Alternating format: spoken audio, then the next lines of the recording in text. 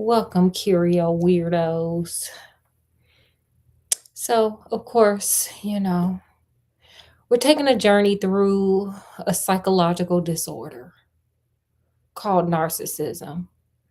And we're going on this journey through a young man named Dorian Gray. Tonight, we're going to learn his backstory, and then we're going to follow him on his journey deeper and deeper and deeper into his self love destruction. Are you ready? Ready, Scott? I'm ready. Let's get Oreo Jr. out of here somewhere safe. And let's continue our journey on The Picture of Dorian Gray by Oscar Wilde. Oh, and by the way, here at the Curio Storyteller, we take old books from yesterday. We cosplay some of the characters because we're weird. And then we talk to them or learn their lessons that they didn't learn, or just, drag them for the filth. Now let's get into it. Chapter 3. At noon the next day, Lord Henry strolled from Curzon Street over to the Albany Club to call on his Uncle George. I am that uncle. I'm Uncle George. Scott, are you Uncle George? Because I'm Uncle George. The rough mannered old bachelor had been in diplomatic service, but was now retired. This elderly gentleman was a hero to his butler and a terror to most of his relatives. Okay, he don't like y'all. He like his butler more than he like y'all, period. Still, Lord Henry enjoyed his company. When Lord Henry entered the Albany Club, he found his uncle sitting on in a brown hunting jacket, smoking a cigar. Smart man, good taste. I love a good cigar myself. And grumbling over the newspaper. Well, Harry, said the old man, what brings you here?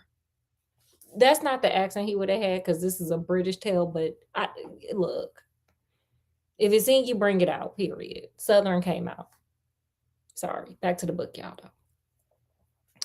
Family affection, Uncle George. Also, I wanted to ask you something. What I want is information about Mr. Dorian Gray, Lord Henry replied. Mr. Dorian Gray?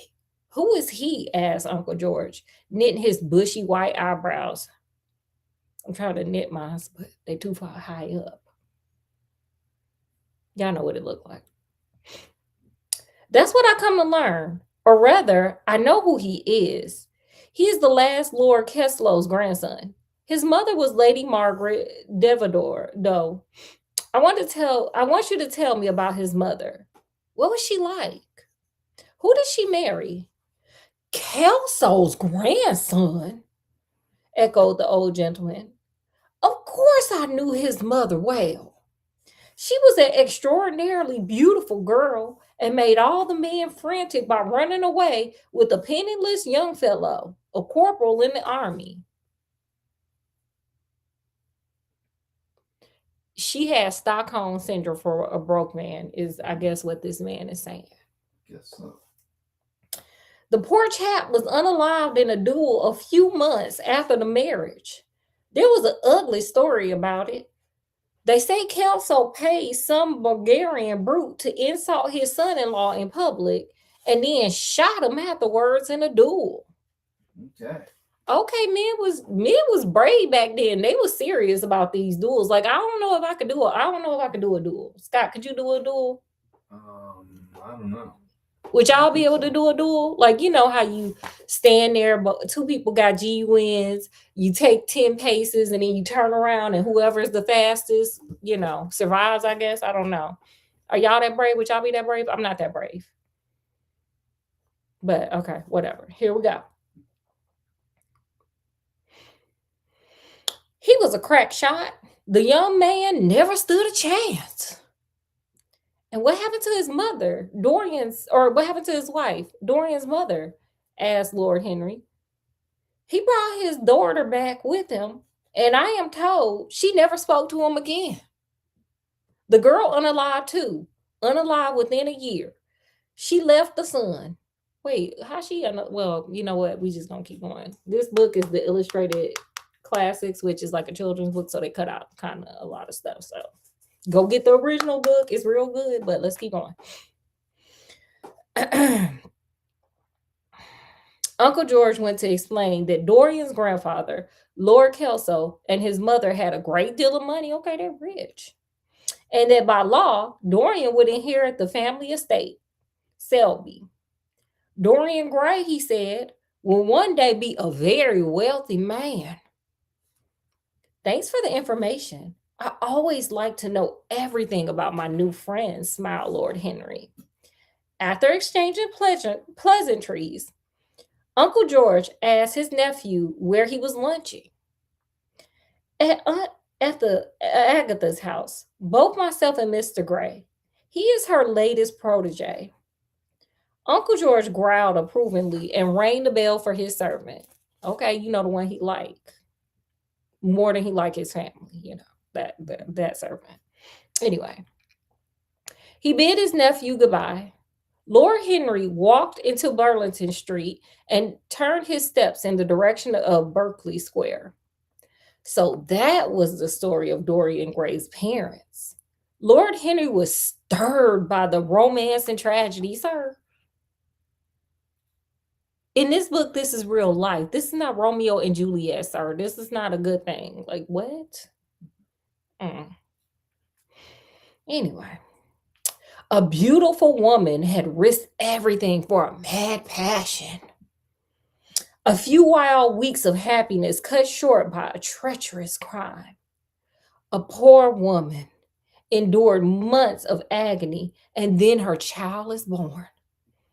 She's snatched away by death, and the boy left alone and to the tyranny of an old and loveless man. Yes, thought Lord Henry. It was an interesting black background. Dorian Gray was the son of love and unaliving.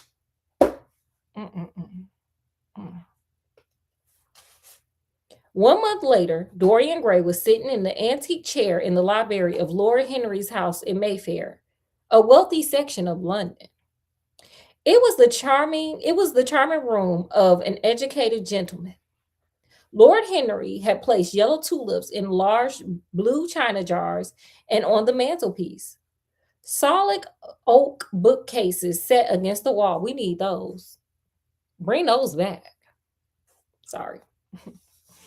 Though the small leaded panes of the window streamed the apricot colored light of a summer's day in the city. Dorian was patiently waiting for his friend to return. Lord Henry had a habit of keeping people waiting. He claimed he was always late on principle. He liked to say that punctuality was the thief of time. I'm just going to say this because I ain't going to remember it to the end. I'm just going to put this out there.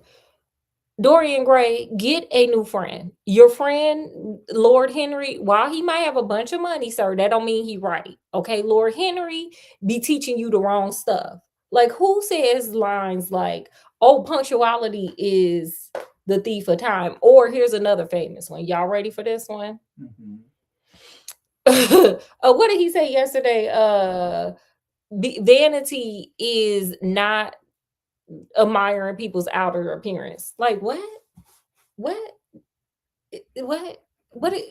sir? Dorian, find a new friend, honey.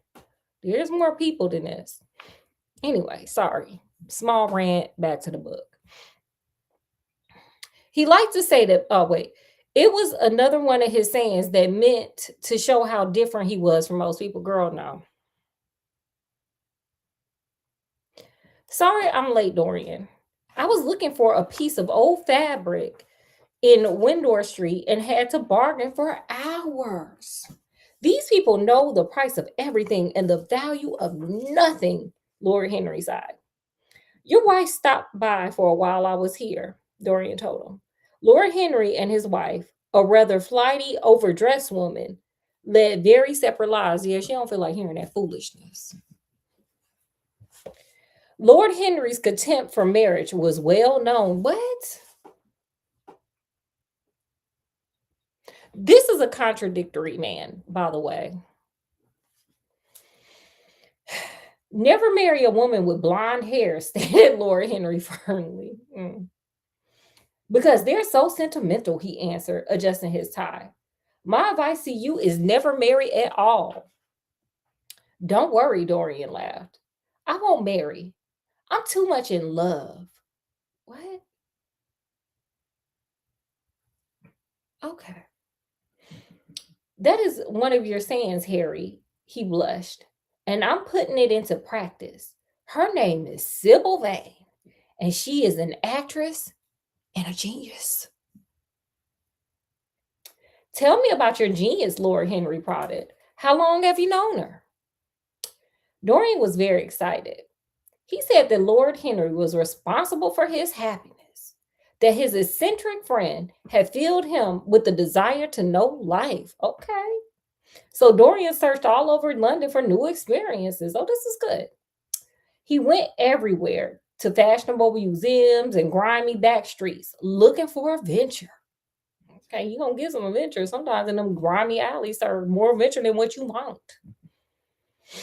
From St. James Park to Piccadilly Circus, Dorian sought new sensations. I felt this London of ours must have something in store for me, he said, with all its sinners and its sins. I remember that first evening we had dinner, Harry. You said the search for beauty was the real secret of life. Period. I agree. So I took your advice and went searching for beauty. This is what happened, explained Dorian happily. I was passing a funny little theater with great flaring gas lights and ugly playbills. A strange man stood outside it, wearing an amazing waistcoat and smoking a cigar. Another smart man. Good taste. He led me to a private box where I could watch the stage in peace. It was a third-rate curtain, colored in cupids and flowers. Women were selling oranges and ginger beer and nuts, he added. Dorian went on and on, describing Romeo and Juliet, the Shakespearean drama he watched, and how badly the orchestra played. Okay. Then he said he saw a beautiful young actress take the stage, and in an instant, he found passion and romance. Her voice was wonderful, and her beauty unmatched. He had fallen in love immediately with actress Sybil Vane. I'm not surprised, Dorian. But is this the great romance of your life? Lord Henry wondered. It is not, sir. I'm going to just answer that question. It is not. This man saw this woman on stage and fell in love. He don't know nothing about this woman. Well, It is not. Well, what, Scott? I mean, let's get to know her. Maybe she will be. What if she is just unhinged? Well, He'll love her more. Okay.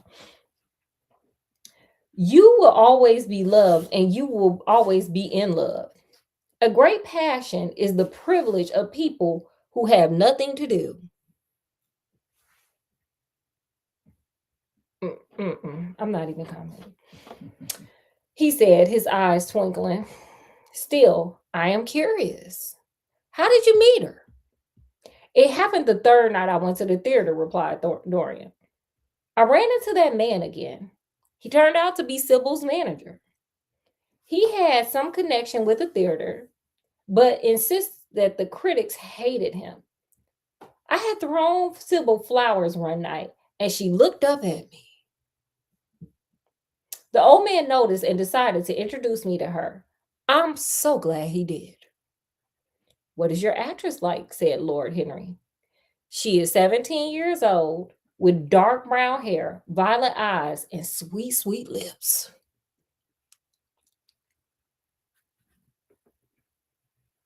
She is the prettiest thing I have ever seen in my whole life, exclaimed Dorian. She means everything to me. Every night I go to see her act, and every night she seems to me better than the night before. Can I just pause for the calls real quick? I'm going to stop. Sir, you ain't saying nothing about who this woman is. You just talked about her, how pretty she is. Violet eyes, sweet lips, brown hair, pretty. How are you madly in love with her? Just checking all the boxes. Okay. She is so shy and gentle. Sybil flatters me, and says I am like a prince. That's what he like right there. There it is. There it go. Since she doesn't know my real name, he added, she calls me Prince Charming. Scott, is that what you are to me? You my Prince Charming? I guess so. Hey. Lord Henry watched his friend in amazement. He was different from the quiet boy he had first met in Basil's studio. Dorian was growing up. He had matured and was enjoying his first love affair. Hey, period. Get your love affair on. I want you and Basil to come see Sybil act, Dorian insisted, his eyes sparkling. Once you see her perform, you'll appreciate her talent.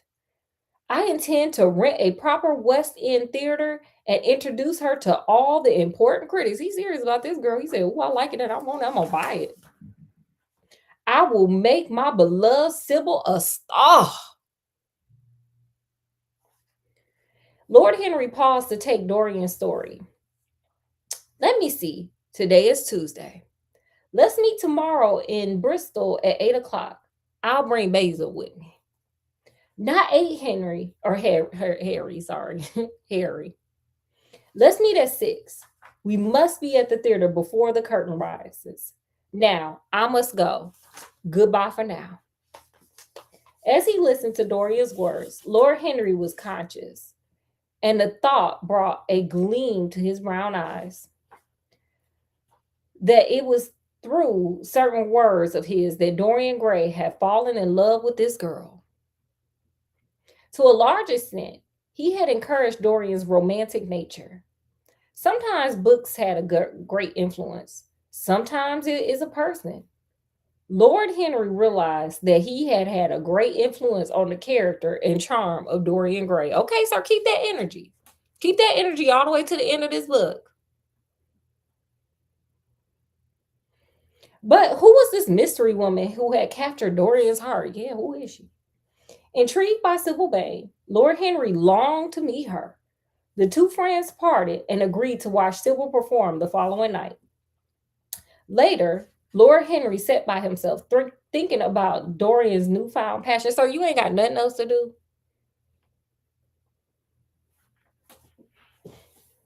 He marveled at the mysteries of love and attraction as he glanced at the scene outside of his window. The sun was setting, and the rooftop of the city glowed like plates of hot metal. The sky above was like a faded rose. Lord Henry wondered what life had in store for his friend. But before he could speculate any more on the future, he got a surprise. Uh-oh, y'all ready for this surprise? Ready. It was a telegram from Dorian. It announced that he and Sybil Vane were engaged to be married. Uh-oh, girl, he get married. Oh, Lord, there it is. Oh, congratulations. Yeah, oh my God. Ah, I'm so excited for them. Yeah. But don't keep that excitement for too long because this is Dorian Gray, y'all, and it's going to go down. Okay, we're going to end it there. And I know it's a little slow right now, but it's coming. Get ready for Thug Life. Okay, but right here we're going to end it. Oh, wait, Oreo Jr., we're not ready for you yet. We're going to end it right here. But y'all know how we end these things. What stood out to you? If you could talk to anybody in this story, what would you say? Who would you talk to? What would you say? Or what lesson did you learn from these 2 chapters? You guys, comment section. Y'all know where it go. It go right in that comment section. Scott, boom. You get the wonderful time of telling it out loud. Yeah, I don't know if I really have anything to say to anybody here. I'm just glad to see that he got out of the house and is out trying to meet some women. Period. He 19, he young. It's time to get on the horse. Mm-hmm. Sow them royal oats, sir. You're a man of means. If I would talk to anybody, I would talk to Dorian Gray and tell him this. Y'all ready for what I'm going to tell him? I'm ready. Here we go. Dorian, stop listening to Lord Henry, period. The man is backwards. He don't got no good advice, honey, and he gonna take you down the wrong path. He doing everything he do is the opposite of, or everything he say is the opposite of what he's actually doing. Stop listening. Period. Did you have anything else? I do not. Okay, guys. Well, y'all know how we end these things. We'll be back tomorrow. But before, I'm gonna give some announcements before we shut it down. Tomorrow we'll be back with it's gonna start getting good. Dorian Gray, and also a little Sunday Fun Day School. So join us. Okay, guys. But until then, we're gonna bid you guys adieu. Hopefully you guys had a great time hanging out with us. As always, we have such a fun time hanging out with you guys. Make sure you guys like, share, subscribe, check out some other videos, shorts, lives, all that fun stuff. Mi casa is su casa, and this channel is the casa baby. So come join us, check out some stuff, have fun, be weird, be curious, do whatever you want over here on this channel. But with that, we're gonna bid you guys adieu. So from wherever we are, even when we're running to the good parts of London and the bad parts of London, finding a venture, to wherever you guys are, peace, love, and happiness. And we'll see you guys tomorrow. Bye, y'all.